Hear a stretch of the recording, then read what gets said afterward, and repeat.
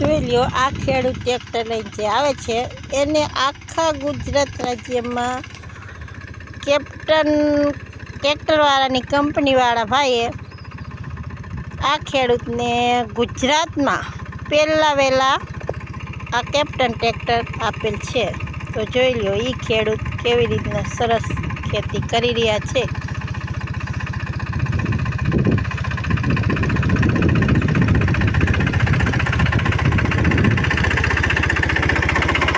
Captain tractor હાજી ના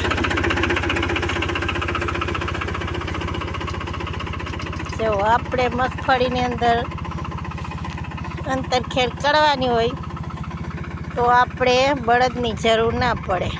કેવા સરસ મજાના હાથી આયલા જાય છે.